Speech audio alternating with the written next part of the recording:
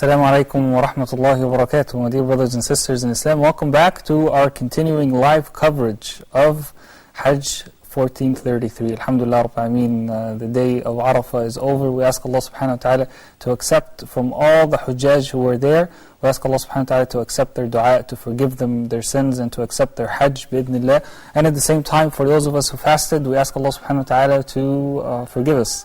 As the Prophet ﷺ said in the hadith, that Allah subhanahu wa ta'ala would forgive the previous year and the upcoming year for the person who fasts on this day. Of course, a person who's not amongst the Hujjaj.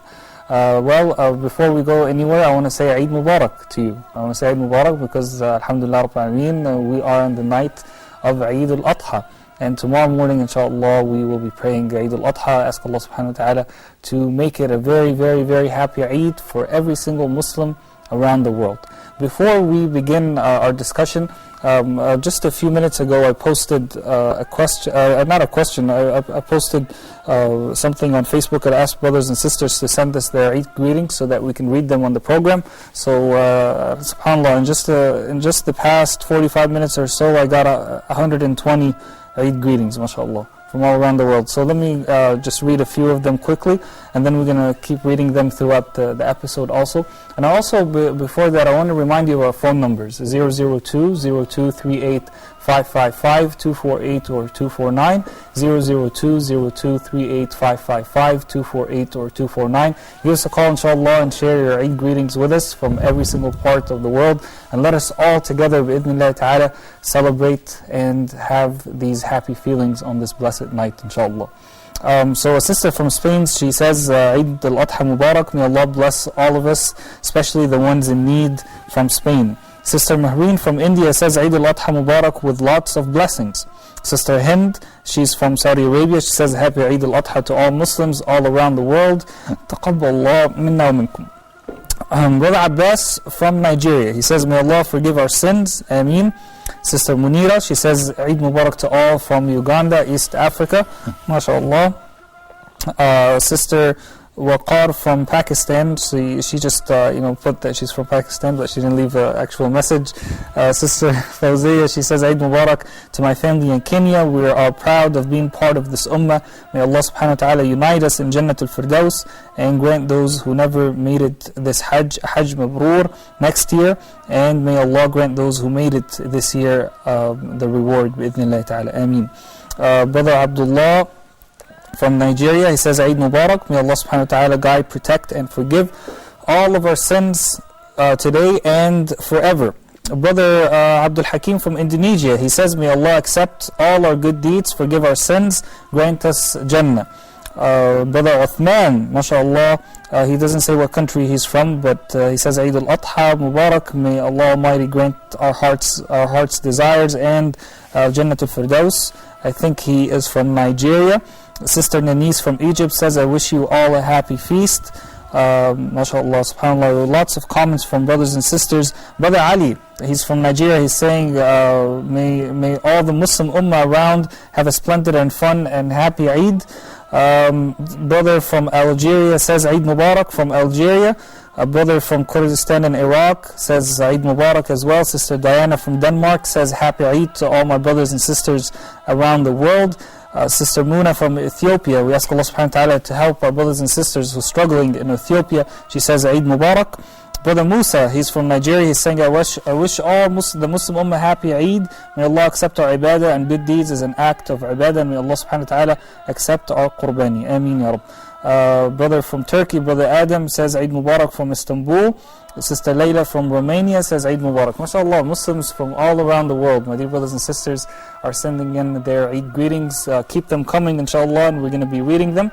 And feel free also, inshallah, to give us a call, inshallah, on our phone lines and share with us your thoughts. Bi-idhnillah ta'ala.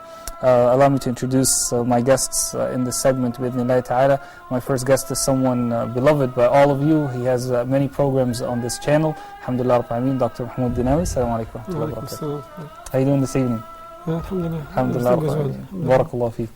And I have two brothers who I'd like for them to introduce themselves because I believe it's the first time that they are joining us here on Huda TV. Assalamu alaikum. Walaikum salam wa barakatuh. What's your name, brother? My name is Abdul Rahman. I'm from America, Cleveland, Ohio. MashaAllah. Welcome to the program. Thank yes, you. brother. Yes, my name is Abdul Karim.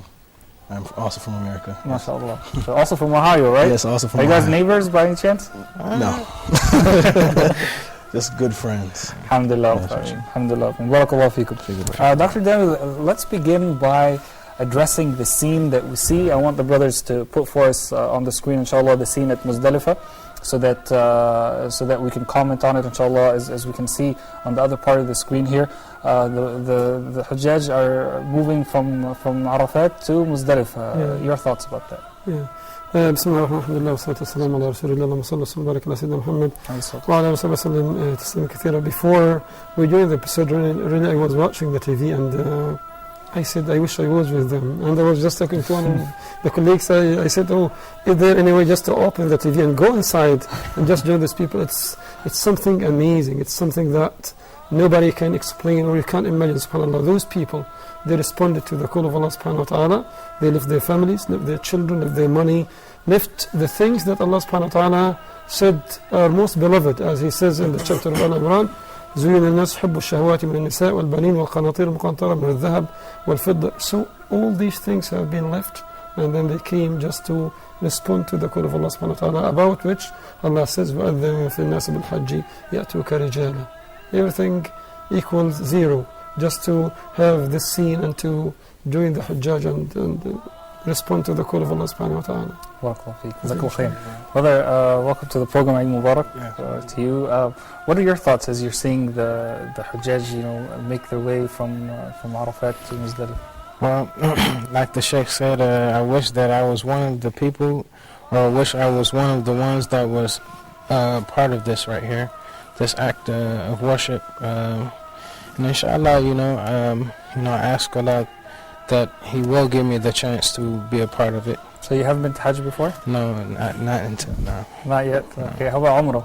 No, not yet? Inshallah, may Allah subhanahu wa ta'ala grant you that chance, inshallah. No. Brother, what are your thoughts as you're seeing the Hujjaj make their way? I mean, today was the big day, really the main pillar of Hajj is during the day of Arafah. Alhamdulillah, they have completed it. Allah subhanahu wa ta'ala has given them that chance to complete it. Your thoughts? MashaAllah is very beautiful. I've made Umrah, but it's nothing like the Hajj, I assume, because I've never been to Hajj either. But it looks like something very, it looks scary, and at the same time it looks very beautiful. So many people in one place. When you say scary, why would you say that? I'm talking about the amount of people in such a small space. Yeah. For some people this would be a little bit overwhelming. Yeah. How many people do you think are there this year? I'm hearing it's 1.7 million. 1.7? That's what they That's say. kind of a low estimate there. That's what I really hear. That's about 2.5. 2.5? Yeah, so 2.5, I'm sorry, yeah. Okay, I'm hearing up to 4 million. I don't know what you brothers are hearing. I'm hearing that the average every year is about 2.5 to 3 million, but this year it's much more. Yeah. So it's 4 million. Is that what you're hearing as well? Yeah, I assumed that it would be around at least 3 or 4 million. Yeah. That I read yesterday was 1.7. That's the only reason I said. Yeah. Well, I'm glad there's more. Alhamdulillah. Alhamdulillah. SubhanAllah, Dr. Danawi, this is a scene where there's so many people that reminds us, it's kind of like a specimen of what happens on the Day of Judgment. Yeah. Obviously, even if we say up to 4 million, we're still talking about a very small number compared to the number of people from Adam alayhi salam till the end of time. We're going to be all of them gathered together. We don't want to make this a scary night for people because it's the night of Eid, but we do want to relate the events of Hajj to the Day of Judgment. Yeah. But always it's not a matter of to make people scared, but this is the purpose behind our creation here. Allah subhanahu wa ta'ala, as He says, Ya ayyuha al-insanu innaka kadihun ila rabbika kadhan famulaqih. You are struggling till you meet Allah subhanahu wa ta'ala. So in every minute we remember Allah subhanahu wa ta'ala, we remember that we are going to meet Him one day. So if you make a comparison between the two things, here in Hajj, you leave everything, you leave your belongings, children, everything. As the same when Allah subhanahu wa ta'ala says, يَوْمَ يَفِرُّ الْمَرْءُ مِنْ أَخِيهِ, you are going to also there forget about everything. And in Hajj, I think those who are doing sincerely, children, everything, go away from their minds, and they are just supplicating to Allah subhanahu wa ta'ala, who are doing their best to make Allah subhanahu wa ta'ala pleased with them to accept their Hajj. So, and again, you can't find out who is the rich and who is the poor, who is the president and who is the layman, who is the dustman, because all people are wearing the same thing. In the Day of Judgment also, people will wear nothing. So it's, I think there is a big resemblance between here and there, right? Why do you think that Hajj is one of the main pillars of Islam? Why is it not just, a regular act of worship? Why is it something so essential and such a great part of being a Muslim? Yeah, because in Hajj you leave, it's greater than fasting.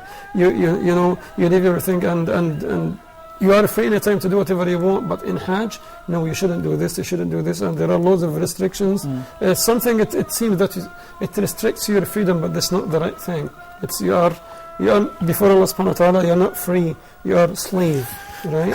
So you join there, you responded to Allah subhanahu wa ta'ala, and it's because of the suffering anyway. Because of prayer, you can do prayer in your home, you can do prayer where you are in the airplane, in the train, right?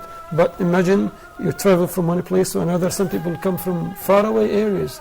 They might spend 15 to 20 hours, maybe more than that, preparing for money, preparing for their tickets. It's a big suffering, and I think that's why Hajj, it's called in Arabic Al-Farid Al-Adma, or the biggest pillar of Islam.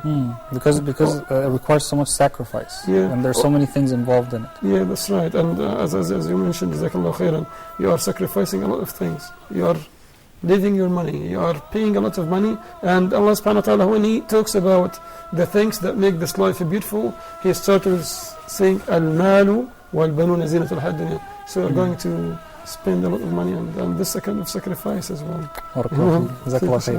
Brother Abdurrahman, yes. Let me ask you something, inshallah, but after I take this call, inshallah. Assalamu alaikum, Brother Saeed. Assalamu alaikum. Alaikum assalam wa rahmatullah. How you doing, Brother Ismail? Alaikum assalam wa rahmatullah. Eid Mubarak, brother. How is work? How is We're doing well, alhamdulillah, Rabbil Alameen. Yeah, we appreciate all the broadcasts we've been doing, the enlightenment, the live broadcast of the Hajj. We've been following you since in the afternoon up to this time. It's very, very nice and educative. Alhamdulillah, Rabbil Alameen. Have you made Hajj yourself, brother, or not yet? No, I haven't. I have a very strong intention. Inshallah, mashallah. Inshallah, that's the first step, to have the strong intention, and Allah subhanahu wa ta'ala will help you make it happen, bi'idhnillahi ta'ala, very soon, inshallah. Thank you so much for calling us, Brother Ismail. We really appreciate it. And brothers and sisters, let me remind you of our phone numbers in just a moment, inshallah. But after I take this call from Taqwa, from Algeria. Assalamu alaikum. Wa alaikum salam wa rahmatullahi wa barakatuh. How you doing, Akhi? Eid Mubarak. Wallahi, alhamdulillah. Same to you. Thank you so much. I'm happy very, very too much today. Alhamdulillah, Rabbil Alameen. Wallah, we're very happy here. I think all Muslims from around the world are happy for the Hujjaj, and also happy for each other, that inshallah this is a day where Muslims from around the world are having their sins forgiven, bi'idhnillah. Now. Yes. Hello? Pardon? Yeah, brother, I can hear you. Go ahead and share your thoughts, inshallah. Okay, today, Sheikh, I have one question to ask about Arafah. After you from Arafah to Muzdalifah, you have to slaughter the cow from the Arafah or Muzdalifah. What place? The place where you slaughter the cow, right? The place where you slaughter the sheep or the cow? Okay. Then my second question, Sheikh, what is the meaning of Aqidah? Aqidah, okay. Beautiful questions, mashallah. Inshallah, we'll try to answer them, bi'idhnillah ta'ala. Brothers and sisters, let me remind you of our phone numbers. Feel free, inshallah, to give us a call and share with us your Eid greetings. We'd love to hear from you. This is a time of rejoicing for the entire Muslim Ummah, so let us all share it together. Of course, as you know, our phone numbers are toll-free. We don't charge anything for them. You would only pay for whatever you pay for international call from whatever country you're calling from. 002-0238-555-248 or 249. And please, if I can ask the brothers to keep that number on the screen so that you can give us a call at any time, inshallah. Before we answer the questions from the brother, just allow me for a moment to ask you, brother. You've never been, to Hajj, or have never been to Umrah yet, No. but I'm sure you have a very strong intention to do so. Yes, right? of course. When do you plan to realistically think it's going to happen, inshallah? Actually, I want to go next year, inshallah. Inshallah. But, I have to settle a few things, I do believe that you have to make sure that you settle debts or anything Definitely. like this before you can go. So I do have the intention to go next year, inshallah. Inshallah. Ask Allah to make it happen for you. Allah. Dr. Danawi, let's answer the questions that the brother had. He said, where's the place of the actual slaughtering? Where do people slaughter? Obviously, it's done after Salat al-Eid. Yes, that's right. So it wouldn't be done in Arafah. No. Because he was asking, would it be done in Arafah or Muzdalifah, or where would it take place? It's slaughtering the udhiyah is starting from the first day after praying the Eid. If you do it before the prayer, it's not an udhiyah anyway. So after finishing the prayer, people do it either. So I think Saudi Arabia is different because the authorities, because of environmental issues, and they do them in big slaughtering houses. Right, and they take the slaughtered animals, give it to some poor countries or some poor people in different places of the world. But for us, for those who haven't been to Hajj, after the prayer also. Barakallah feek. Jazakallah khair. Brother Rahim from Nigeria, Assalamu alaikum. Wa alaikum salam. How you doing, brother? Eid Mubarak. Wa alaikum salam wa rahmatullahi wa barakatuh. Eid Mubarak to you.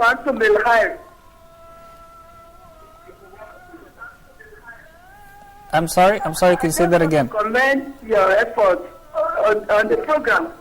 Thank you. And for you to pray for us that we should get all the blessings of the day of Arafah. Ameen ya Rabb, Ameen. Ask Allah subhanahu wa ta'ala to give the blessings of the day of Arafah to every single Muslim who's watching us right now, inshallah.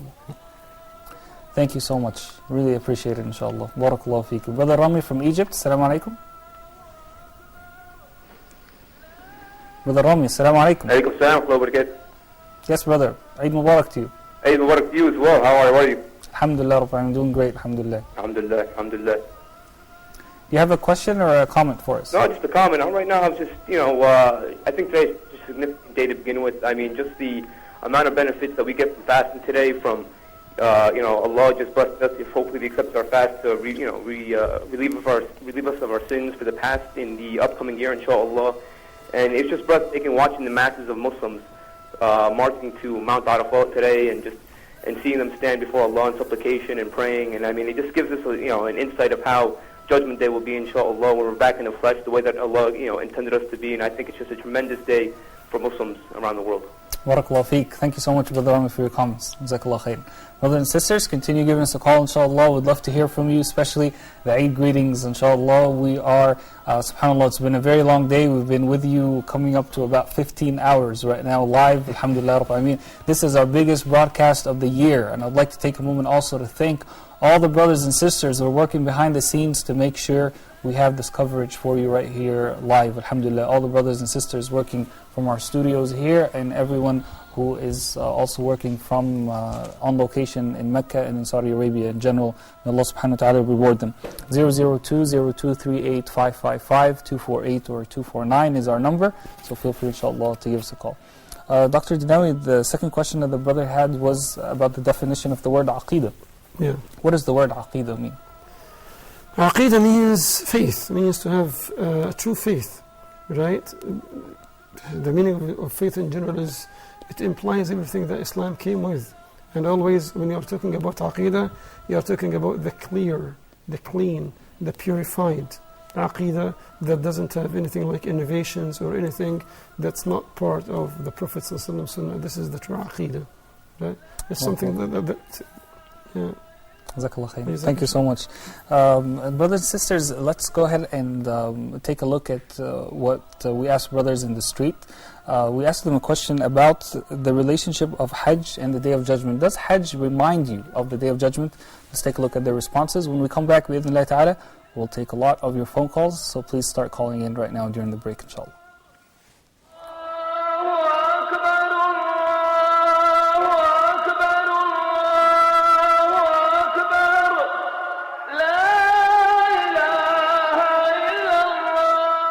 It surely does. When you see such huge number of people gathered together, it shows a little reflection or preview of the Day of Judgment, where all people will come together, from the first man to the last person will gather before God, and they will be asked and questioned on how they lived in this world. So Hajj definitely brings about that image. I think there's certainly a relationship between Hajj, taqwa, and Yawm al-Qiyamah, the Day of Judgment, the Day of Judgment, because Hajj is something asked upon us by Allah subhanahu wa ta'ala, and it's a pillar that you want to do before you obviously meet Allah Azza wa Jal on the Day of Judgment. It does, because Hajj is like the biggest form of self-reflection. Hajj, throughout its rituals, and by always reminding of Allah, by doing all the simple rituals, from the stoning to walking to Arafat, to like giving yourself, tiring yourself a lot during the travel, you reflect yourself and you reflect what you have done, and it remembers you of Day of Judgment, that there will be an end and you will be asked what you have done. So you reflect all you have done, and you are trying to, like doing Hajj, to get loose of all this dirt you have on your soul. You're trying to clean your soul.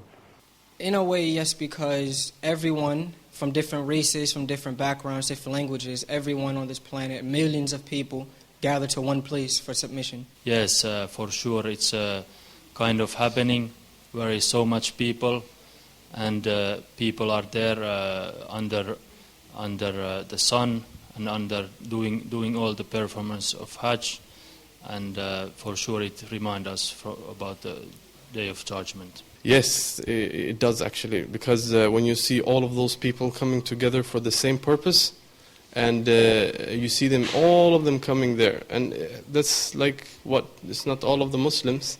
So when you see them in front of the Kaaba, and you see all of those people, you think that how is it going to be in Day of Judgment if it's like this in the dunya? The way people gather in a huge amount in Hajj reminds and also about the Day of the Judgment, as it has been related and from different hadiths, and it has been said by Allah subhanahu wa ta'ala in the glorious Quran al-Karim that is a big day. It is called Yawm al-Hashr, and the day of gathering, and the way people gather in Hajj shows and reminds one about the Day of Judgment. Yeah, obviously we have all types of human beings, all dressed the same, all there for the Creator. So that's an image of Yawm al-Qiyamah, of Day of Judgment.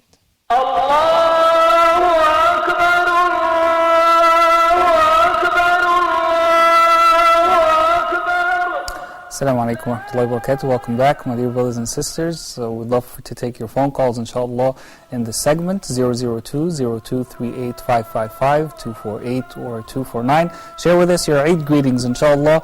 And as we enjoy this evening of Eid, and as we continue discussing what happens during the time of Hajj. Let's take Brother Ahmed from the UAE. Assalamu alaikum.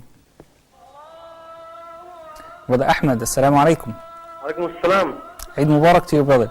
Eid Mubarak to you and all the sheikh and all the stuff there. Thank you so much. I just want to say I love you all, brothers, for the sake of Allah. It's really nice to see you all. Allah subhanahu wa ta'ala love you as He loved us for His sake. It's really nice. Brother, I have a question. Yeah. I'm calling you from United Arab Emirates. For us, Eid is tomorrow, okay? And but originally I am from Bangladesh, where Eid is day after tomorrow.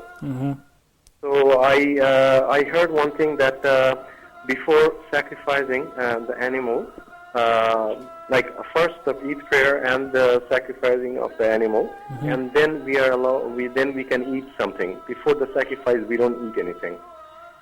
Okay. So in this case, like what happens? Like because Eid will be day after tomorrow in Bangladesh, so the sacrifice will be day after tomorrow in Bangladesh. And so basically, wondering if you have to sacrificing animal can be for 3 days. Okay. Inshallah, we'll answer بإذن الله تعالى. Barakallahu feek. Dr. Dino, he's asking about sacrificing of the animal. He says in his home country where he's going to be slaughtering, Eid is going to be the day after tomorrow, not tomorrow. So very strange.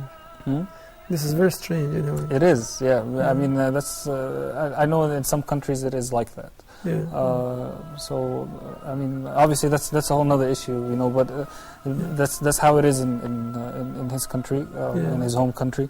So he's wondering what should he do when it comes to the sacrifice. Are you able to sacrifice on any day of the Eid, or does it have to be right after the Eid Salah, or how does that work? No.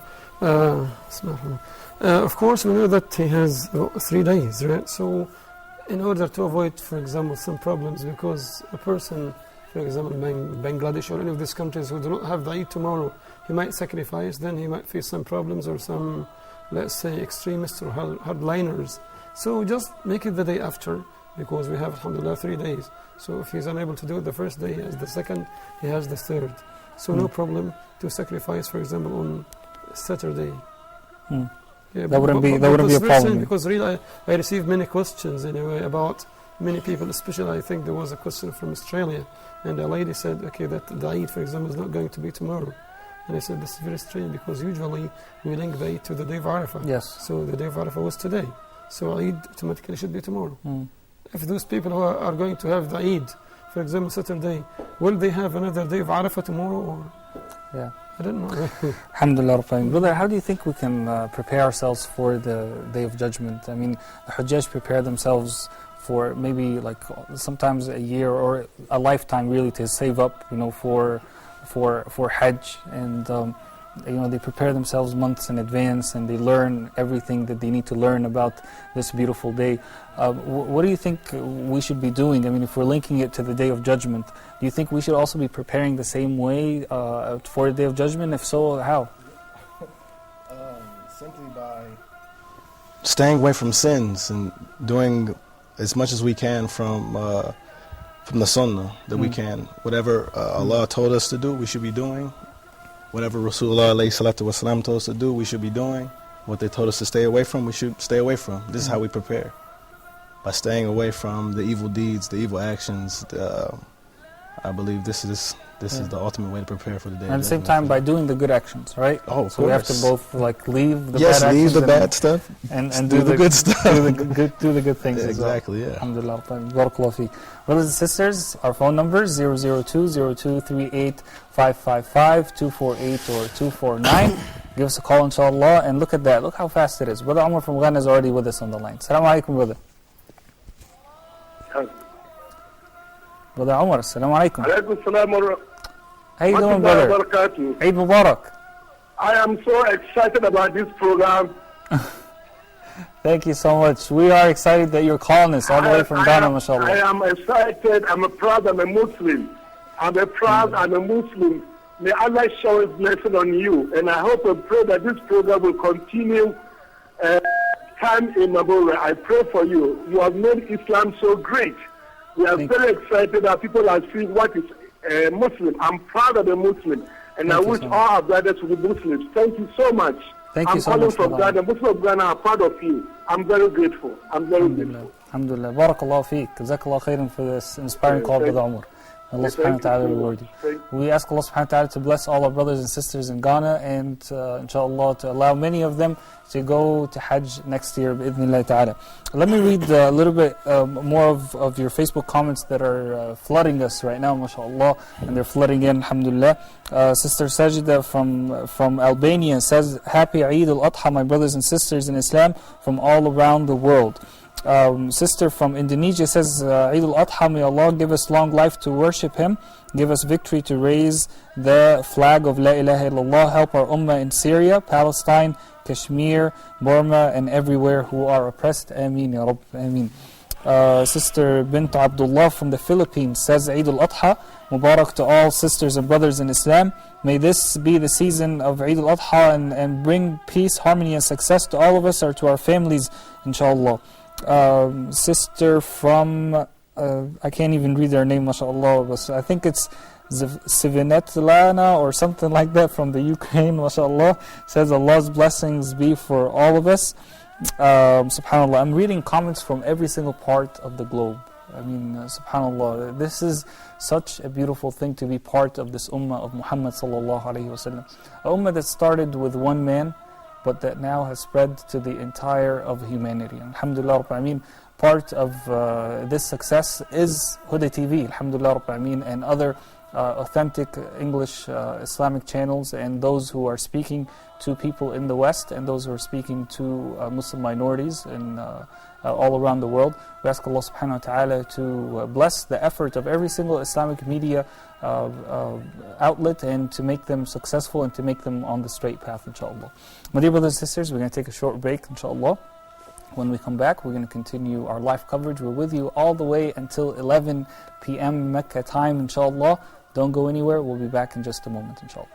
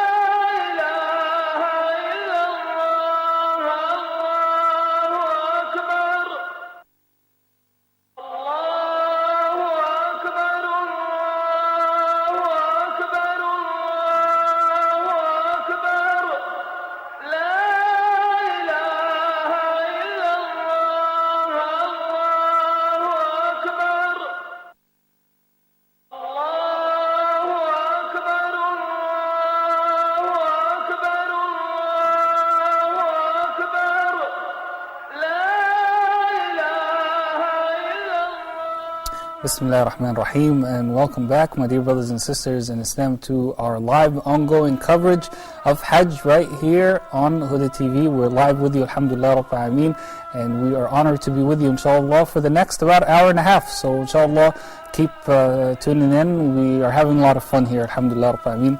So join us and give us a call. I'd love to take your phone calls, inshallah, and hear your Eid greetings. Eid Mubarak again to all those who are just tuning in. We are on the night of Eid Mubarak. So give us a call 002 0238 555 248 or 249. 002 0238 555 248 or 249. I believe we have a report that's coming up, inshallah. I'm going to wait for them to tell me that it's ready. And then when it is, bi'idhnillah ta'ala, we're going to take it. But until then, I'd like to ask Dr. Dinawi, we said the relationship between the Day of Judgment and the time for Hajj. Yeah. We mentioned sacrifice, we mentioned many things. Will people be as united on the Day of Judgment as they are united during this time of Arafah? Will it all be about myself during that day? Yeah, barakallah fiik. Bismillah ar-Rahman ar-Rahim. No, it's totally different. Because Allah subhanahu wa ta'ala, as He states in the chapter of Abasa, لِكُلِّ مْرِئٍ مِّنْهُمْ يَوْمَئِذٍ شَأْنُ يُغْنِيهِ. Everybody will care about himself. And when the Prophet he said in the seventh hadith that people will be resurrected on the Day of Judgment while they are naked. And Lady Aisha, may Allah be pleased with her, she said, oh, are they going to look at each other? He said, the matter is greater than this. Because everybody, let's say that there is, for example, an earthquake. Everybody will try to escape, regardless whether he has children, money, whatever, he will leave everything. So how about if this is something very little? How about the Day of Judgment when the sun is very close to people's heads and all these things, right? But the link is the same as we prepare ourselves for the Hajj. You are getting the ticket, money, everything, and you are getting clothes and you are going to wear there, and you are ready from spiritual point of view, from the financial point of view, right? The same thing, we should ask ourselves, what kind of preparations have we made for the Day of Judgment? It's like, here you are a traveler anyway, so the traveler is, anytime you are going to leave. So we have to take this into our consideration, what we have prepared for Allah subhanahu wa ta'ala. What have we prepared when we stand before Allah subhanahu wa ta'ala, when He will ask us about our time, about our life, about everything. Barakallah feek, jazakallah khair. We have Sheikh Karim Abu Zaid with us, who is, let's see where he is right now. I mean, has he made it to Muzdalifah or not yet? Assalamu alaikum, Sheikh Karim.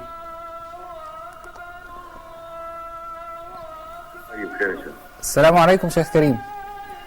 أهلا وسهلا وعليكم السلام ورحمة الله وبركاته. How are you doing this evening, Shaykhana?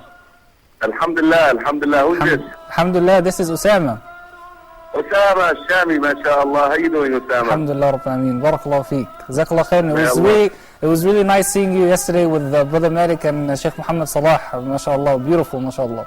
Yeah, we enjoyed it, alhamdulillah. That was fun.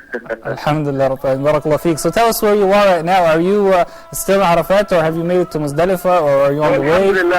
Alhamdulillah, we made it to Muzdalifah now, and we, we overnight here until after Fajr. Before we head to Jamra in the morning to throw the Jamra and then basically shave and then leave the clothing of Ihram, but yet maintain a minimum state of Ihram. So, MashaAllah. But we're overnighting here in the Muzdalifah in the open air. It's so beautiful. You look up there, it's the moon and out of this world, I mean, I want you to describe to us the feeling for someone who hasn't, been to Hajj yet. There are many brothers and sisters who are watching who haven't been to Hajj. I haven't been to Hajj. There are many people who haven't been to Hajj. Tell us, like, you were standing, at the mountain of Arafat. When you were done, Alhamdulillah Rabbil Alameen, how long did it take you to get to Muzdalifah? Are we talking about a short distance, or is this a long way, or how does it go? You know how it goes in Osama and Hajj, that you don't even ask these questions because you cannot get a straight answer for it. Sometimes it takes a very short duration of time to get things done. Yes. And sometimes it's just too long because don't forget you're having at least 4 to 5 million people moving at the same days towards the same, destination, areas or places or destinations. So normally, if there is a mess up here and there, would cause some delay. But you know, Rasul sallallahu alaihi wasallam, after all, he described Hajj to be a form of jihad. Jihad al-nafs, that you actually maintain a level of patience and you don't question too much, and you just take it as you get it. And that is the fun part about it. You know, you really learn a whole lot from Hajj, Usama. And I'll make dua, inshallah, that you're here next year with us, inshallah. Ameen ya Rabb. Ameen. Wallahi, that would be so beautiful, inshallah, bidnillah ta'ala. So tell us, Sheikh Kareem, like how many Hajjs have you made in the past? What number is this? I wouldn't answer that question. Maybe you can ask me how many Hajjs got accepted. Because إِنَّمَا يَتَقَبَّلُ اللَّهُ مِنَ الْمُتَّقِينَ. So I'm really concerned about, my Hajj being accepted. And the numbers, Osama, you know quite well how it goes, Yes. I ask Allah subhanahu wa ta'ala that whatever the number is, that Allah subhanahu wa ta'ala accepts from you all those numbers, inshallah. I need this dua, wallahi. I'm desperate for it, wallahi. May Allah reward you, Alhamdulillah. So tell us what's in store for the Hujjaj tomorrow morning, inshallah. They haven't finished the Hajj yet. I know today was the big day of Hajj, but that doesn't mean that Hajj is over. No, it is not. But Rasul sallallahu alayhi wa sallam, on the day of Arafah, when he performed his farewell Hajj, he actually sent one of his companions, كما في Sahih Bukhari. His name is Abdurrahman ibn Ya'mar, a companion, and he said, go and call upon the people and let them know, Al-Hajj Arafah, Al-Hajj Arafah. Hajj is Arafah, Hajj is Arafah. Basically, the main pillar of Hajj is Arafah. Yes. Now, on this day, Osama, this is the day when Allah subhanahu wa ta'ala would actually descend. And we believe Allah descends. We do not reject the attributes of descending like other people do. But we do not try to liken it to people, nor we try to visualize it in a certain way. Everything that you visualize is Allah subhanahu wa ta'ala above that. The bottom line, لا يعلم كيف الله إلا الله. Only Allah subhanahu wa ta'ala knows how He is. But we believe that Allah descends into the lower level of heaven, and then He looks at the people standing on the mountain of Arafah, and then He would actually address His angels, and He will say to them, هؤلاء عبادي, those are my servants, أتوني من شعثا غبرا. They came to me disheveled and dusted from every faraway, distant valley, hoping for my mercy. They are fearful of my punishment. What do they want? And Allah subhanahu wa ta'ala knows what we want. And then Allah subhanahu wa ta'ala would make that beautiful statement, Osama, which we were there just for that. Bear witness, my angels, I have forgiven all their sins. So this is the day when we really, get, and you really feel it, Osama. It's not, when you have your heart present, you really feel the presence of divine around, and it's just, I'm telling you, you cannot describe it. You just have to live it. Yes, but with this, of course, with this Hajj, just to finish answering the last final portion of your question, with this Hajj is not over yet. We still have 2 more pillars. If we are mutamatta'in, doing tamattu Hajj, we still have to throw the pimples, which is a duty, and then shave our heads, which is a duty, and then we do have tawaf al-ifada, and then the sa'i, and then basically we stay in Mina for 3 days. Some people could stay just for 2 days to throw the pimples, which is another duty, and then we do the farewell tawaf, and with this Hajj is concluded. MashaAllah. I ask Allah subhanahu wa ta'ala to allow you to finish this Hajj successfully, bi'idhnillah ta'ala, and to bless all the Hujjaj there, bi'idhnillah ta'ala. Jazakallah khairan. Thank you so much. I need dua for everyone in Huda TV, okay? Thank you. Thank you so much. Wallah, may Allah subhanahu wa ta'ala accept. Especially Rabia. Tell Rabia that I need dua for him that next year he comes next Hajj. Brother Rabia is hearing you because he's our sound engineer. And at the same time, he's seeing you also. Inshallah. I love you all for the sake of Allah, and I love all the viewers for the sake of Allah. And may Allah subhanahu wa ta'ala bless this ummah. And I don't know who's your guest, but I love him for the sake of Allah as well. Ameen. Dr. Dinawi is with us here today. MashaAllah, MashaAllah. Assalamu alaikum wa rahmatullahi wa barakatuh. Alaikum assalam wa rahmatullahi wa barakatuh. Barakallah feek. Jazakallah khairan. SubhanAllah, my dear brothers and sisters, such a beautiful call from Sheikh Kareem Abu Zaid, who is actually there. He's living the moment, as we can say, alhamdulillah. Brother Ahmed from Egypt, assalamu alaikum. Alaikum assalam wa rahmatullahi wa barakatuh. Eid Mubarak to you, brother. Yeah, you too. Thank you. You have a comment for us? Yes, I was following the episode and concerning. Can you turn your voice up just a bit because I can't quite hear you? Okay, is it okay like now? Yep. Okay, good. I was following the episode and concerning the Hajj and its link to the Judgment Day. I have an opinion and thought concerning this. You know, when Umar ibn Khattab radiallahu anhu, he turned Hajj to be an annual conference for all Muslims from all over the world to listen to the people and see who did what of his ministers and governors, who didn't do the right thing, who did what, and who has a complaint and who wants to say anything. And this is in link to the Judgment Day for people that they know that one day they will be asked.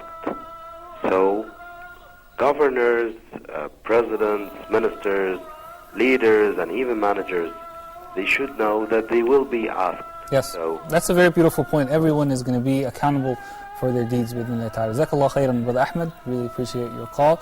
My dear brothers and sisters, we went on the streets and we asked brothers on the streets, how do we prepare for the Day of Judgment? Let's take a look at their answers, inshallah.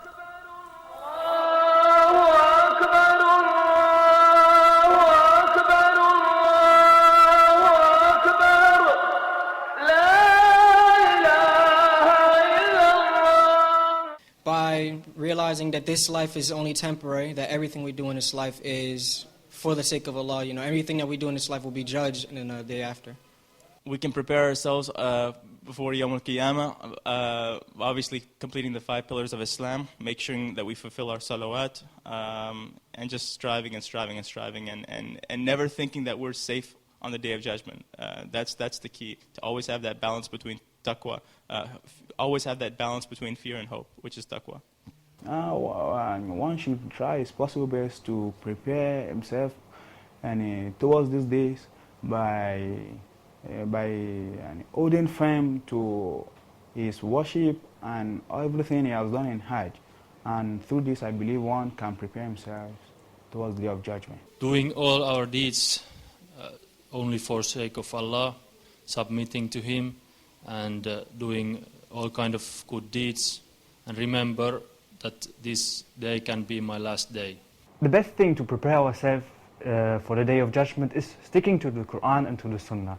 And by sticking to Quran and Sunnah, we are firstly applying that we are trying to gain knowledge. And with this knowledge, we are trying to reflect ourselves and taking the Prophet Muhammad ﷺ as a role model. When we take him as a role model, it means that we try to understand the personality of the Prophet Muhammad ﷺ. And we try to understand how he felt, why he did certain things, what were the circumstances, so that we can apply what he did to our lives and do exactly the same. Try to sticking to the religion and trying to hold to the rope Allah gave us in life. We can prepare ourselves to follow the Quran and the Prophet, peace be upon him, Sunnah, and listen to the scholars, inshallah. By doing what Allah is pleased with us and what He showed us in the Quran and what the Prophet ﷺ instructed us, this is the best way for any person to succeed in this world and in the hereafter. Well, to submit to our Creator the best we can.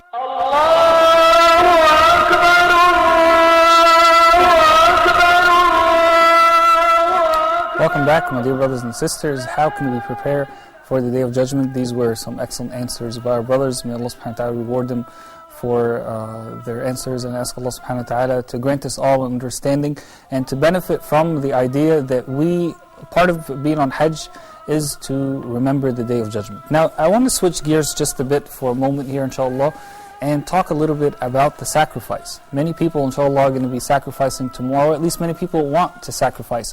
Or many people should be sacrificing if they're able to do that. So I want you to give us a call, inshallah, on our phone lines and ask us your questions regarding sacrifice. I've been receiving on Facebook a lot of questions in the past few days. I've tried my best to answer those that I could. But we'll open up the phone lines, inshallah, right here. We have Dr. Dinawi with us. And we want to talk about this idea of sacrifice, and we'd love to hear your questions, inshallah. 002-0238-555, 248 or 249. I can hear the phones ringing, and I want to start taking them, bi'idhnillah ta'ala, in just a moment. Brother, this idea of sacrificing, sacrificing a sheep, for example, and dividing it up into 3 parts. One part for you, one part for your neighbors and relatives, and another part for the poor. Why do you think there's this division when it comes to the sheep? Why not just give it all to the poor or keep it all for yourself? That's a tough question. I don't know. I really don't know how to answer this question. Maybe. Your thoughts. If you don't have the right answer, I'm sure Dr. Nani will help us fix it, inshallah. Why do you think that would be the case? I guess so. The person who does the slaughtering, he tastes some of the benefits of the slaughtering himself, and maybe also to share with his neighbors. I guess is not to be stingy or whatnot. To also give, so he can have some type of, maybe some type of barakah for giving out the sacrifice as a sadaqah. جزاك الله خير. بارك الله فيك. Brother Abdul Basit from Qatar. Assalamu alaikum. Assalamu alaikum, Brother Abdul Basit. Wa alaikum assalam, Brother Sama. How are you? Alhamdulillah, brother. How are you doing? Alhamdulillah. I'm a Ghanaian. MashaAllah. Ghanaian, but I'm living in Qatar. MashaAllah. Yeah, I'm so excited about this your program. Alhamdulillah, Rabbil Ameen. We're excited that you're calling us, MashaAllah. I call to wish you Eid Mubarak. Thank you. And also to thank you for all your efforts. Thank you so much. Eid Mubarak to you also, my dear brother. Thank you so much. May Allah subhanahu wa ta'ala bless you. To extend my greetings to all Ghanaians watching Huda TV now. Ameen ya Rabb. Ameen ya Rabb. Ameen. Barakallahu feek. Barakallahu feek. Thank you so much, brother. Thank you so much. May Allah subhanahu wa ta'ala reward. Wa alaikum assalam wa rahmatullahi wa barakatuh. Shaykhana, so dividing up the udhiyah into three parts, do they have to be in 3/3? Or is that kind of a recommendation? We understand the idea that they should be in 3 parts. Do they have to be in 3 equal parts? It's not necessarily, it's something, relative in a way, but if you look at the community, right?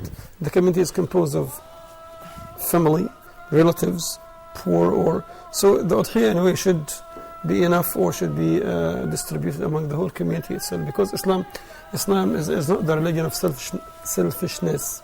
And when the Prophet ﷺ said in the hadith that the example of the believers is exactly like one body. If one organ feels ill or feels unwell, then the whole body itself will feel unwell, right? So it's recommended also to follow the sunnah of the Prophet ﷺ to offer part of the sheep or whatever the animal is going to be slaughtered for the family, and then another part for relatives, another part for the poor. It's just to bring affection and to bring love among people. And as there is another hadith which says tahadu tahabu, right? Exchange gifts and you will love each other. Yes. So if you just take some part of meat, for example, give it to the poor, to your neighbors, to your relatives. The amazing thing that I was reading yesterday, about it's also possible to give part of the udhiyah to your non-Muslim neighbors, right? So it's something fascinating in a way. SubhanAllah, when we talk about that, I think one of the other reasons that it's divided up in 3 parts is also to show the balance in Islam. It's not all about me, but it's not all about the poor. I shouldn't spend all my money on the poor and then leave my family to become poor. And at the same time, I shouldn't hog all my money and not share it with anyone else. And of course, when we say relatives, it's a great way to build Yeah. with relatives when you exchange gifts and things like that. It's something which makes people. Islam is always tries to gather the people, collect them in one line, to be strong, to be a very powerful nation, and so on. We are joined on the phone right now by one of my favorite scholars on Huda TV and from all around the world. Alhamdulillah Rabbil Ameen, Sheikh Hasim Hakim. Assalamu alaikum wa rahmatullahi wa barakatuh. Shaykhana, assalamu alaikum. Looks like the phone line cut off. Inshallah, Sheikh Hasim will try to give you a call back and get in touch, inshallah. I guess I got too excited there. For nothing, but inshallah, hopefully we'll work out again with Bismillah ta'ala. My dear brothers and sisters, continue giving us a call, 002-0238-555, 248 or 249, inshallah. We'd love to hear from you, Bismillah ta'ala. Let me just read a couple more of your Eid greetings, inshallah. sister from Turkey, Sister Niljan from Turkey, says that this is a day which makes us together at one place, creates a smile on all the Muslim faces, and increases our love for each other. May you always keep the spirit of this for each other. Happy Eid from Istanbul, Turkey. Sister Elaine from the UAE says, Eid Mubarak to all my dearest brothers and sisters in Islam. May Allah accept from us all our best deeds, and may He forgive all sins through repentance. Sister Melissa, I believe she is from, she is in Indonesia right now. She says Eid Mubarak, actually she's in Yemen. She says Eid Mubarak from Yemen. I'm an Indonesian who's living in Yemen. I have been there for 6 years. Last year I celebrated my Eid al-Adha in Indonesia with my mom, my dad, my brothers and my sisters. A really big family, but yet I'm alone again. I ask Allah subhanahu wa ta'ala to unite you with your mother and your family once again. I believe this time, for real, we do have Sheikh Asim al-Hakim. Sheikh Asim, as I was saying, you are one of my favorite scholars here on Huda TV and everywhere around the world. I hope we have you with us right now, inshallah. Assalamu alaikum. Wa alaikum assalam wa rahmatullah wa jazakallah khair, Brother Osama. Barakallah and may Allah Azza wa Jal bless your night and accept from the Hajjis and those who did not go for Hajj. And I also greet your honored guests. May Allah Azza wa Jal bless them all. Ameen. Barakallah feek. So are you, Shaykhana, are you in Muzdalifah right now? Yeah, akhi, I am one of those who have lots of shortcomings, and that's why Allah Azza wa Jal did not make it easy for me to go for Hajj. So I lagged behind. May Allah Azza wa Jal forgive me and you all. Ameen ya Rabb. Inshallah, bidhnillah, maybe we can go together next year, bidhnillah ta'ala. Ameen, inshallah. What are your thoughts as you saw the Hujjaj today on the mountain of Arafat right before sunset? Wallahi, ya akhi, it's the usual thoughts of regret and envy. The Prophet said, alayhi salatu wasalam, that there is no proper acceptable envy except in two. One is a man who Allah Azza wa Jal has granted him knowledge, so he is acting upon his knowledge, meaning the Quran, the Sunnah, etc. And one whom Allah Azza wa Jal has given him wealth and he is spending it over in the cause of Allah Azza wa Jal. Those who are going for Hajj definitely have got it all made, because as you know, the forms of worship are divided into different types. So there is a purely physical form of worship such as praying, and there is purely financial form of worship such as zakat. Yes. And there is a form of worship that you refrain from doing things. You don't do anything except you refrain, such as fasting. Subhanallah, when you look at Hajj, you find all three combined. Subhanallah. So people refrain from mahdurat al-ihram, the restricted things to be done in ihram, like fasting, similar to fasting. They pay an arm and a leg to get to the holy shrines and participate in this beautiful ritual. So it's financial and it's physical. You see them in person, going from Mina to Arafah to Muzdalifah, back to Mina, spending the free night, throwing the pebbles, doing the tawaf, doing the sa'i. And the beautiful thing, when I'm looking at the screen at the moment, yes, you cannot segregate. You cannot see who's a king and who is a normal citizen, who's rich and who's a beggar. Everyone is a slave of Allah on that day. Definitely, and it reminds you of the day of judgment. Yes. Because it takes you out of your comfort zone. Mm-hmm. Yes, it's so spiritual. It is so surreal. But you're out of your comfort zone. You're out of your couch. You're not in your air-conditioned room. You're not in front of your plasma screen. You're not next to your beverages and coffee and family. You are wearing two pieces of ihram cloth, and that is it. No one knows you there, yes, except Allah Azza wa Jal. Barakallah feek. Thank you so much, Sheikh Asim. Inshallah, we hope to see you very soon after Hajj, back again on Ask Huda, and may Allah subhanahu wa ta'ala accept from you all your good deeds bidhnillah ta'ala. Jazakallah khairan. Sheikh Asim al-Hakim joined us from Saudi Arabia, and Allah subhanahu wa ta'ala reward him greatly for that. Brothers and sisters, subhanAllah, I mean, such a beautiful night that we are on, and I'm really, really enjoying the company of my guests here, and I'm really enjoying your company at home. I want you to make special dua for the brothers and sisters working here at Huda TV. I mean, this is really an off day in the country that our studios are in. Most of the people here are at home. They're enjoying a day with their family. But these brothers and these sisters here, they're here and they're working for the sake of Allah subhanahu wa ta'ala, leaving their families really behind for the sake of Allah subhanahu wa ta'ala, so that they can make sure that you are witnessing this great event that we are going through as a Muslim ummah. Hajj, 1,433 years after the hijrah of our beloved Prophet Muhammad sallallahu alaihi wasallam. We asked some more questions to brothers on the street, and we said, well, if you've been to Hajj, what kind of advice can you give those who haven't been as it relates to the Day of Judgment? Let's take a look, inshallah.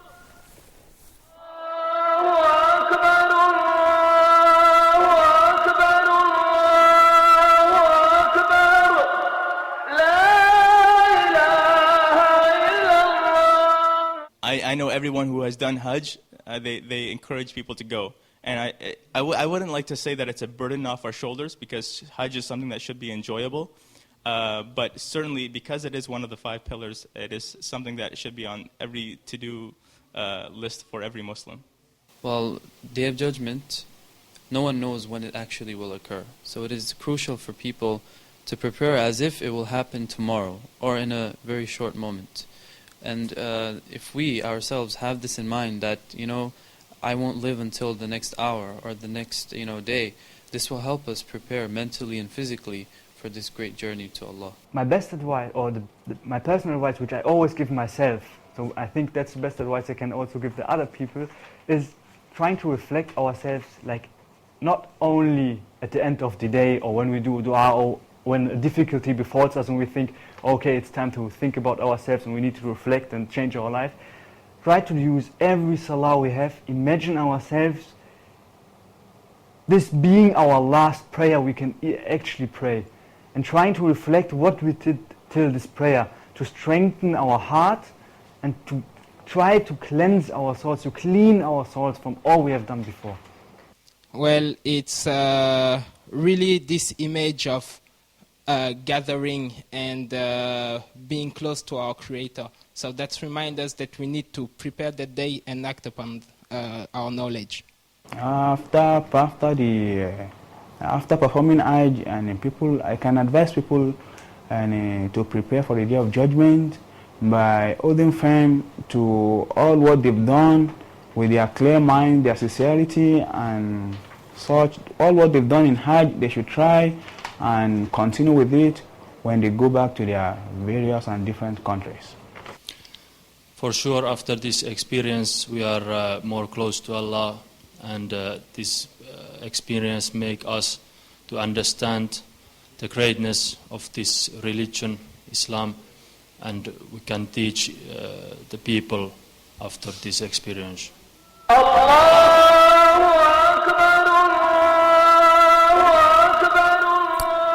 Welcome back, my dear brothers and sisters in Islam. Thank you so much for joining us here as we continue our live coverage of the day of Arafah and the night of Eid. Alhamdulillah Rabbil Alameen. Feel free to give us a call, inshallah, and share with us your Eid greetings. Brother Ahmed from Nigeria, Assalamu alaikum. Brother Ahmed, Assalamu alaikum. Sister Asia from Saudi Arabia, Assalamu alaikum.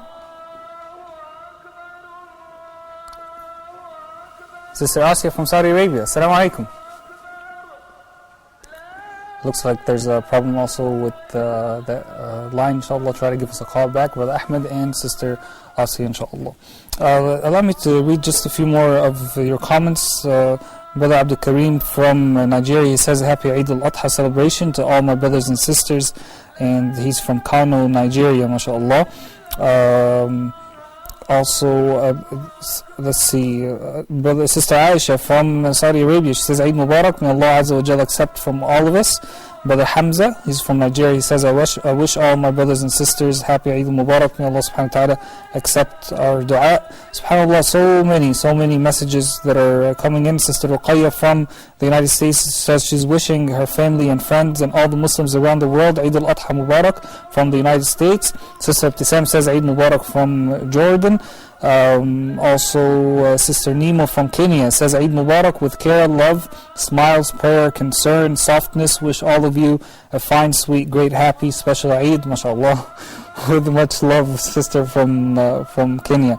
Our first comment from Gambia tonight, Sister Aisha says it's wonderful. It's a wonderful day to pray, to love, to care, to smile, to celebrate, to visit, and to thank Allah for everything He has done for us, and to pray for those who their souls have departed. And we ask Allah subhanahu wa ta'ala to forgive us and to allow us to witness more of these beautiful days, bi'idhnillahi ta'ala. MashaAllah, a lot of comments. Brother Yusuf from Kenya says, Eid Mubarak to all Muslims from around the world. Greetings from my lovely country, Kenya. Yes, your country, MashaAllah, is very lovely. Kenya is a very beautiful country. I ask Allah subhanahu wa ta'ala to grant sustenance to all our brothers and sisters in every single part of the globe, inshaAllah. Shaykhana, let's go back to some more questions regarding the sacrifice. Some people are saying, does one sacrifice suffice for the entire family, or should each person in the family do their own sacrifice? Okay, if the husband, for example, is wealthy and is well off, so he can give the sacrifice, and it's for his family in a way.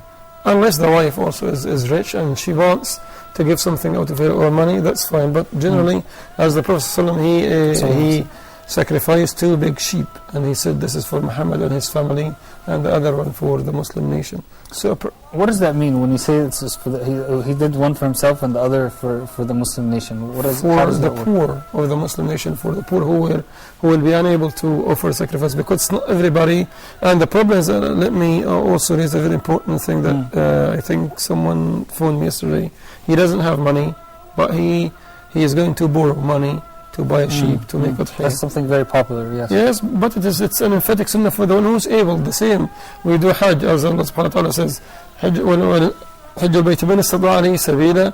If you have the means to go for Hajj, do it. If you have the means to buy a sheep or to buy whatever, an animal, for example, to slaughter, do it. If you don't have, Allah subhanahu wa ta'ala, as He says in the Quran, لا يكلف الله نفسا إلا وسعها, doesn't overburden any human soul beyond what. So if you're able to do it, you should do it.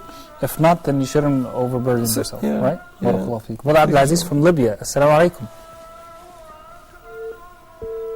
Brother Abdul Aziz was waiting for us to take his call so that the line would cut off. No problem, inshallah.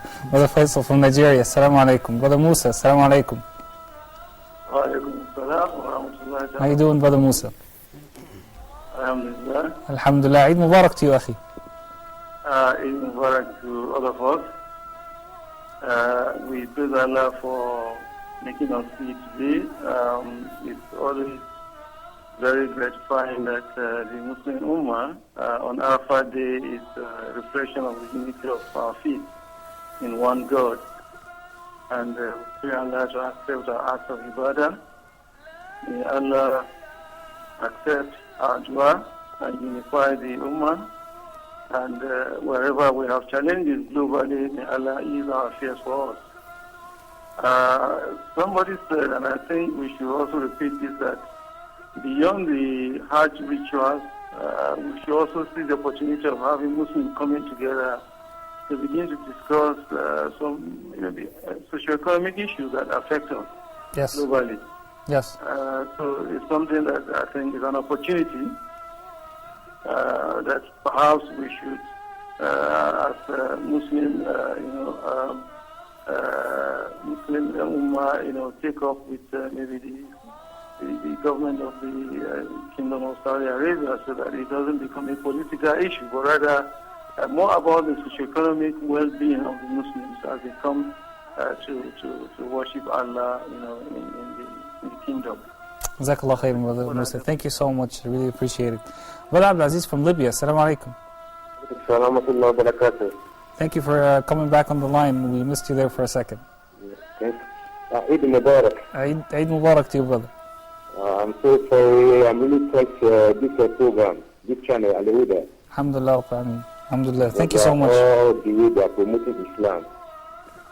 Thank you so much, brother. Really appreciate it. God Almighty Allah be with the Al Huda and the people that are working in there.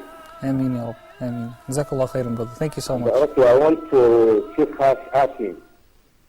Yeah, go ahead. To pray for me also. The what, I'm sorry?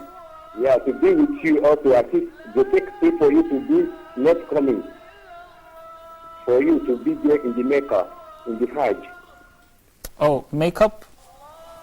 also the same thing with me. I wish to be with you there together, inshallah. I'm trying to get what you're saying, but I guess there's a problem with the line, so I apologize, Brother Abdulaziz. I wasn't able to get the question if you had a question. Jazakallah khair. Really appreciate it. Brother Khaliq from Oman says Eid al-Adha teaches us to sacrifice. It's a lesson, so every Muslim should learn to sacrifice for one another. Sister Rahima from the Philippines says Happy Eid al-Adha to all Muslims from around the world. Sister Ayoya from Hungary says wishing a very blessed Eid al-Adha for all my Muslim brothers and sisters all around the world. Brother Shafi says, Ya Allah, open the happiest doors to the one reading this message.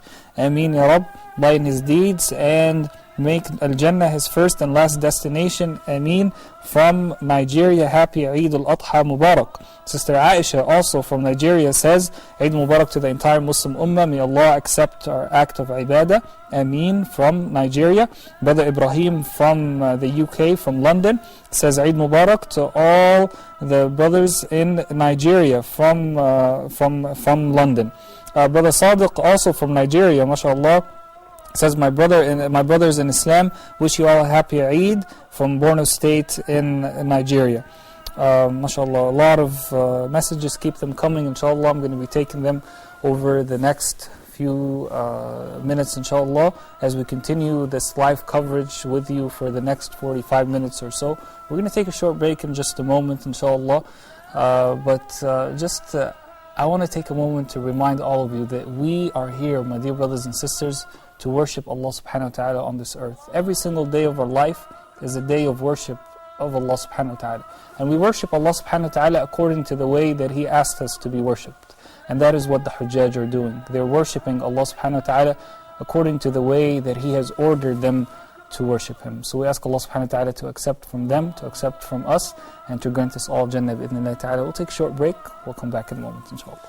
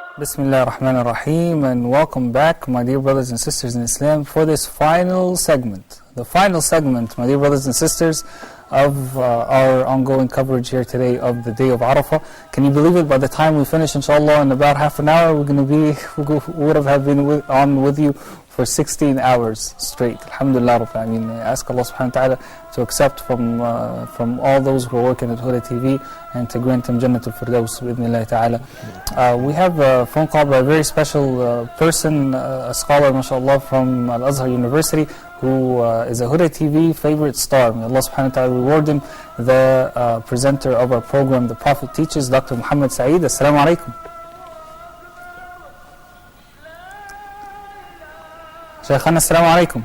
Alaikum assalam wa rahmatullahi wa barakatuh. How you doing, doctor?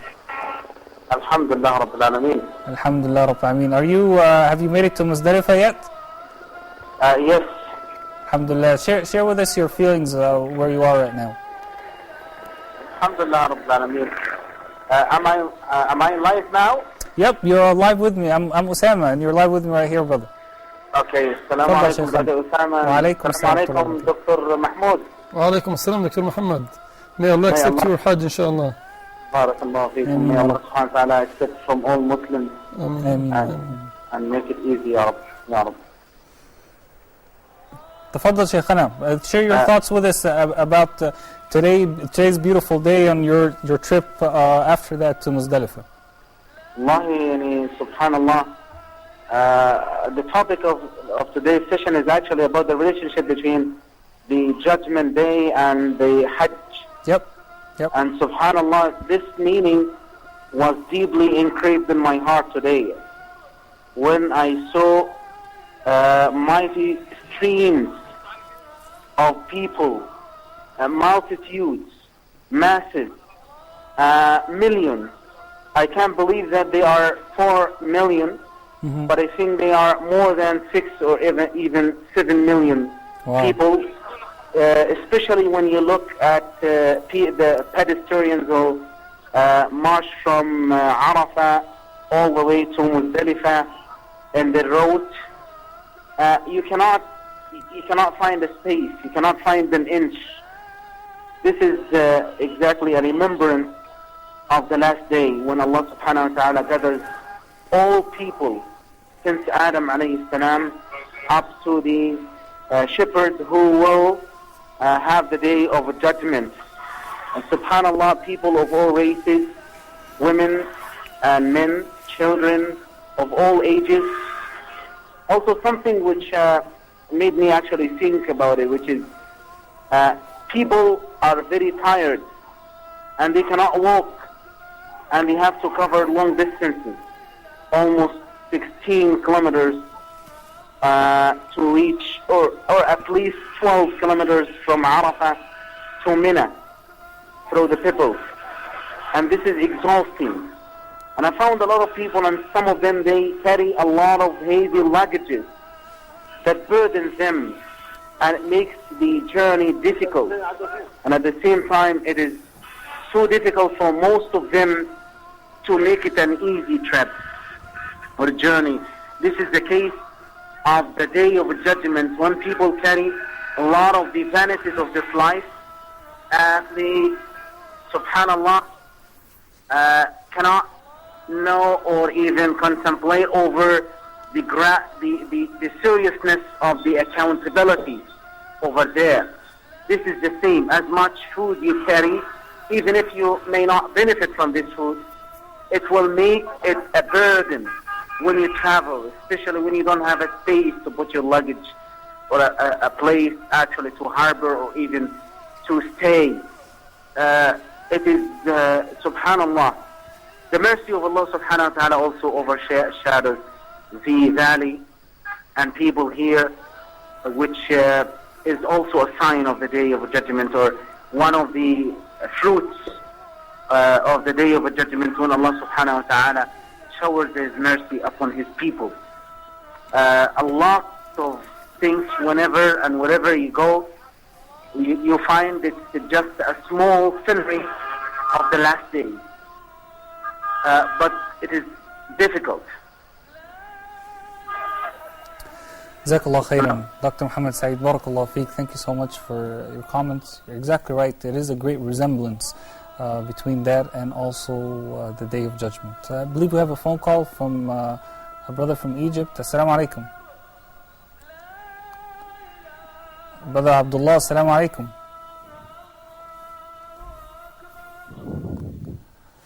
Assalamu alaikum.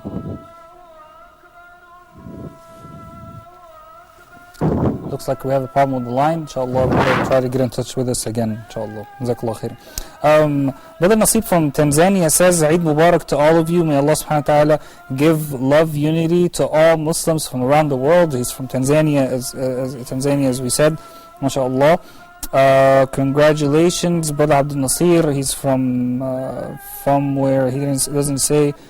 I think from the name I can tell he's from Nigeria. Congratulations and happy Eid al-Kabir to all Muslim brothers and sisters wherever they are. Brother Saleh says, I'm wishing the Muslim Ummah a happy Eid Kabir and prosperous New Year in advance from Nigeria. Sister Zainab, also from Nigeria, says happy Eid al-Adha to everyone. Brother Khan from India says, I wish the Huda team a very happy and blessed Eid al-Adha. Thank you so much, brother. Really appreciate it. Barakallahu feek. Brother Mubarak says, Eid Mubarak to all the Muslim Ummah from Nigeria. Sister Hafsa from Kenya says, happy Eid al-Adha to all the Muslim Ummah. May Allah subhanahu wa ta'ala accept our deeds and answer our du'as. Brother Muhammad from Nigeria says, happy Eid al-Kabir to all Muslims. May Allah bless Huda TV from Nigeria. MashaAllah.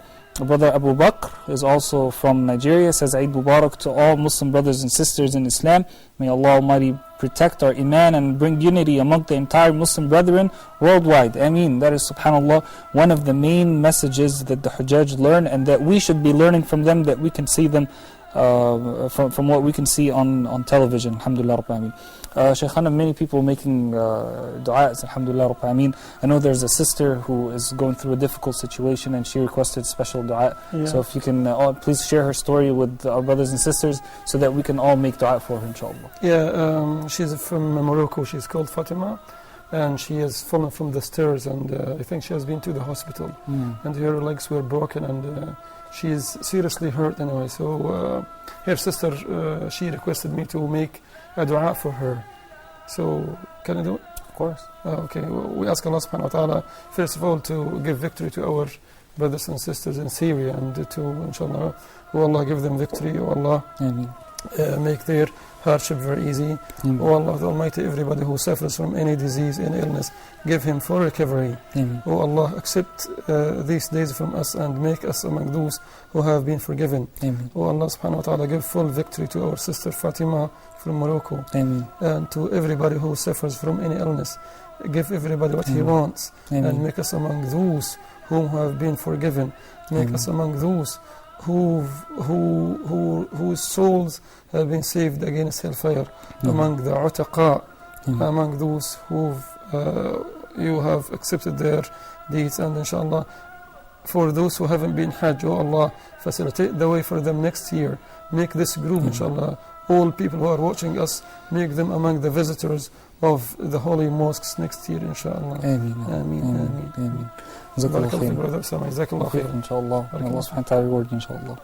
Brothers, let me ask you, what are you planning to do for Eid? I mean, is this really, a lot of people don't feel the spirit of Eid when it comes to Eid al-Adha as much as they do when it comes to Eid al-Fitr. I'm not sure why, even though they're equally Eid. But what are you planning to do personally with your family, inshallah? Basically, how can I say, inshallah, I will slaughter. Inshallah. I will spend time with my family, like... You're not going to slaughter your kids, are you?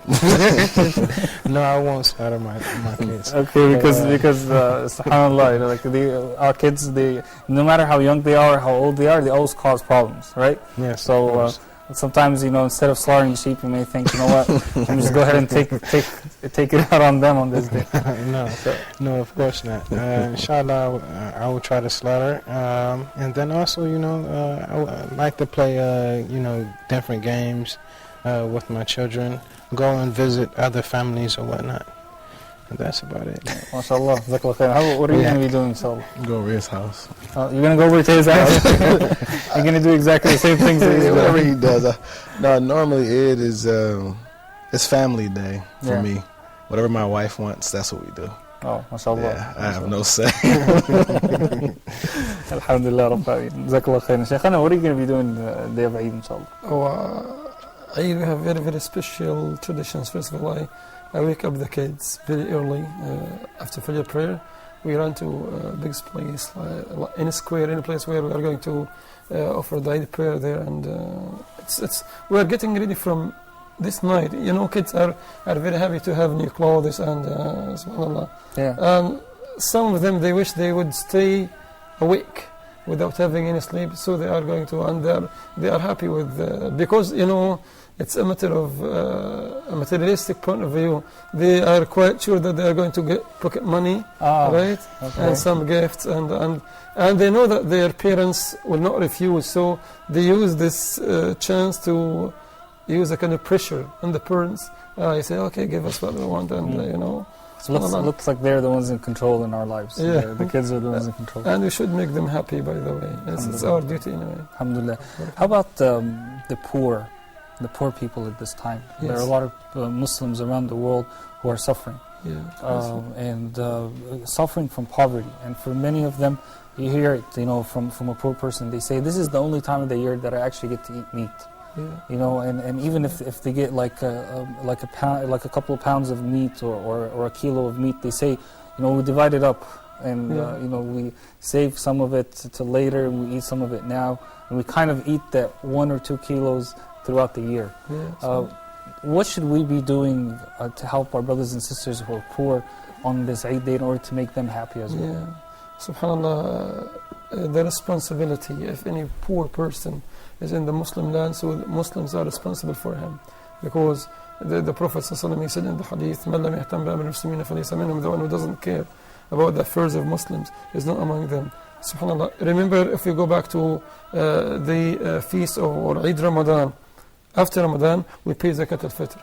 Here in Eid al-Adha we slaughter the sheep, so again we give portion of our meat to the poor, because we shouldn't let those people suffer or look a little bit as some people are better than them. No, the whole community is the same, right? Yes.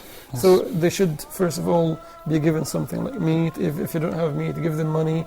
Don't make them sad in this day. If a person, as I have just mentioned, some people do not taste meat, just single time when the Eid al-Adha come. Yes. So it's better to care for them. And I hate some people, some of them, they say, why should I care for the poor? It's not my responsibility. Why shouldn't he work? Why shouldn't he do so and so? Akhi, this is his fate, this is qadr, to be poor. So try to help him. Even if you help him with a good word, even if you say to him, okay brother, accept this from me, happy Eid, and may Allah accept your deed. And another thing that, I don't want to take your time anyway. Please Jazakallah khairan. When we give such gifts to the poor, don't let them think that they are inferior and you are superior. Just say gentle words, kind words. Oh my brother, today is Eid, accept this gift from me. I love you very much, for the sake of Allah subhanahu wa ta'ala. We are brothers, and try to smile in front of him. We should be the shy ones, not them. Yeah, subhanAllah, it's our responsibility in a way. We have Brother Saleh from Qatar joining us on the line. Brother Saleh used to work in Huda TV's programming department in the past, and he's joining us on the phone right now. Assalamu alaikum, Brother Saleh. Alaikum salam wa rahmatullahi wa barakatuh. How are you, Brother Osama? Alhamdulillah, Rabbil Alameen. How you doing, akhi? Alhamdulillah, alhamdulillah. Alhamdulillah. I didn't get a chance to actually see you, but I heard a lot of good things about you, mashallah. Actually, I miss you all, guys. Thank you so much. I can describe my feelings. Have a blessed Eid for the whole of Huda crew, all staff, all departments. I don't want to mention names, but I know all these days, how is it tough for you, actually? Yes. How hard efforts are you doing? I'm sure you've been there, done that many times, alhamdulillah. Yeah? I'm sure you've been there, done that many times, alhamdulillah. Alhamdulillah, alhamdulillah. Have a blessed Eid. Thank you so much. I want to say have a blessed Eid for Dr. Mahmoud and all of Huda viewers. Ameen, the whole Muslim Ummah, inshallah. Alhamdulillah. Barakallah feek. Jazakallah khairan, brother. Thank you so much. Brother Abdullah from Egypt. Assalamu alaikum. Brother Abdullah, assalamu alaikum. عليكم السلام ورحمة الله وبركاته. How you doing, brother Abdullah? Eid Mubarak. علينا وعليكم أخي عيد مبارك. Go ahead, brother. Do you have a comment or a question for us? I just want to share a thought with the whole Ummah, if I could, through the Huda TV. Go ahead. It's really amazing and mesmerizing what we've witnessed this day, and we witness every year, which is the day of Arafat, which is a reminder for us for the day of judgment. It really is experience which will never happen at any day of the year. It's really shocking, and I want everyone to share this experience and to feel the same thoughts that the Hajjis, the pilgrims feel while they're standing on this flat sandy plain in Arafat, gathering in this historic and significant day of the year, which is the most important day of the year. Yep, I agree with you. SubhanAllah, this is the most important day of the year. And we ask Allah subhanahu wa ta'ala to accept from the Hujjaj who are there, and to allow them, bi'idhnillahi ta'ala, to continue their journey in Hajj and to fulfill the other pillars, bi'idhnillahi ta'ala. Thank you so much, Brother Abdullah. Brothers and sisters, inshallah, in just a moment, like we said, Hajj is not over yet. Yes, today was the big day, but that doesn't mean that Hajj is over yet. What are the Hujjaj going to be doing next year? That's what we want to find out, inshallah, in our next report, which is called Huda TV's Quick Guide to Hajj. Yesterday we showed you what the Hujjaj will be doing today, and the day before we showed you what the Hujjaj were doing yesterday. Today let's find out what they're doing tomorrow, inshallah.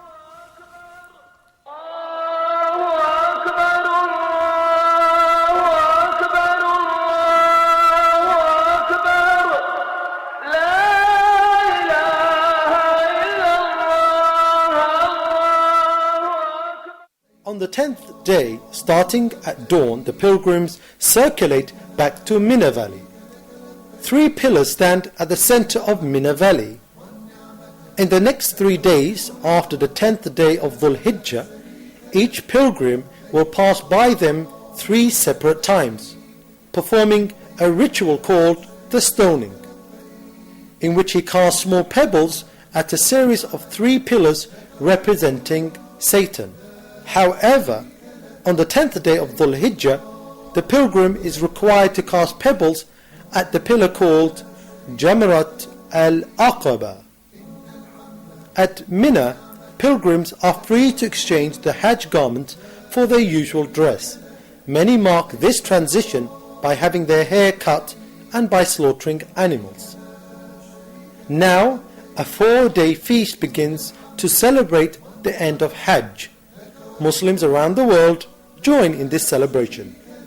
During this period, pilgrims may return again to Mecca to perform Tawaf al-Ifada, which is one of the pillars of Hajj, without which the Hajj is void. Then the pilgrim is to perform Sa'i, going back and forth between the hills of As-Safa and Al-Marwa, in case he did not perform it earlier. Then the pilgrim is to return to Mina to spend the next 3 days there, which are called the days of At-Tashriq. Before leaving for home, they perform the 7 turns around the Kaaba one last time. The Prophet, may Allah's peace and blessings be upon him, states, "None of you should leave the sacred territories until he visits the house as his last action, or farewell tawaf." The formal Hajj is now complete. It is up to each pilgrim to carry its spirit back home. Sheikh Ibn al-Uthaymeen, may Allah have mercy on him, said, when the pilgrim who has performed Hajj or Umrah returns to his country, he should recall the rituals of Hajj that he has practiced. Every time his soul calls out to commit an act of disobedience.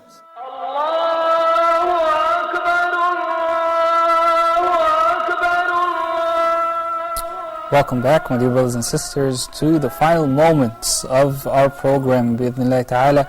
We have been with you here almost coming up to 16 hours live, alhamdulillah.